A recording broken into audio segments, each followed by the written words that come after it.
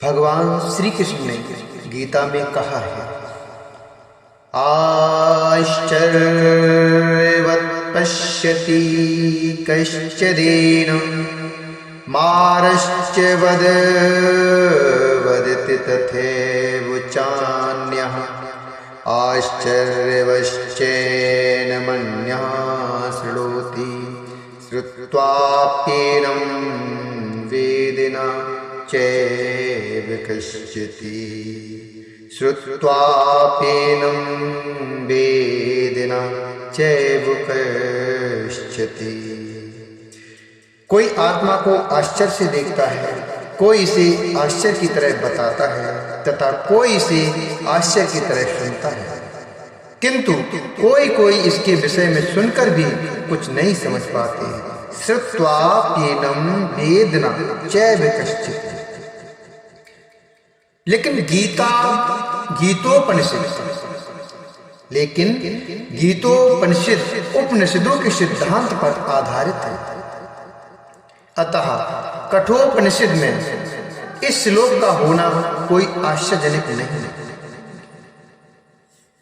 श्रीवणयापि बहुरभियो न लभ्या षड्वन्तोऽपि बहवो यं न विद्वः आश्चर्यो वक्ता कुशलो अस्य लब्धा आश्चर्यो अस्य ज्ञाता कुशलानुशिष्टः आश्चर्यो अस्य ज्ञाता कुशलानुशिष्टः।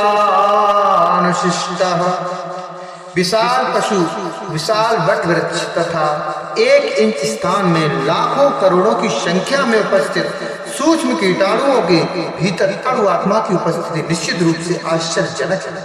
अल्पज्ञ तथा दुराचारी व्यक्ति अणु आत्मा के इस पुल्लिंग के चमत्कारों को नहीं समझ पाता, भले ही उसे बड़े से बड़ा ज्ञानी जिसने विश्व के प्रथम प्राणी ब्रह्मा को भी शिक्षा दी हो क्यों न समझाए। वस्तुओं के स्थूल भौतिक बोध के कारण इस युग के अधिकांश व्यक्ति इसकी कल्पना नहीं कर सकते। इतना सूक्ष्म कण किस प्रकार इतना विराट तथा इतना लघु बन सकता है। अतः लोग आत्मा को उसकी संरचना या उसका विवरण के आधार पर ही आश्चर्य से देखते हैं। इंद्रिय तृप्त की बातों में फंसकर लोग भौतिक शक्ति अर्थात माया से इस तरह मोहित हो जाते हैं, उलझ जाते हैं कि उनके पास आत्मज्ञान को समझने का अवसर ही नहीं रहता। यद्यपि यह तथ्य है कि आत्मज्ञान के बिना सारे कार्यों का दुष्परिणाम जीवन संघर्ष में पराजय के रूप में होता है। संभवतः उन्हें इसका कोई अनुमान नहीं होता है कि मनुष्य को आत्मा के विषय में चिंतन करना चाहिए और दुखों का हल खोज निकालना चाहिए। ऐसे थोड़े से लोग जो आत्मा के विषय में सुनने के इच्छुक हैं, अच्छी संगति पाकर भाषण सुनते हैं, किंतु कभी कभी अज्ञानवश भी परमात्मा तथा अणु आत्मा को एक समझ बैठते हैं। ऐसा व्यक्ति खोज पाना कठिन है जो परमात्मा अणु आत्मा अनेक पृथक कार्यों तथा संबंधों एवं अन्य विस्तारों को सही ढंग से समझ सके। इससे अधिक कठिन है ऐसा व्यक्ति खोज पाना जिसने आत्मा के ज्ञान से पूरा लाभ उठाया हो और जो सभी पक्षों से आत्मा की स्थिति का सही निर्धारण कर सके। किंतु यदि कोई किसी तरह से आत्मा के इस विषय को समझ लेता है तो उसका जीवन सफल हो जाता है।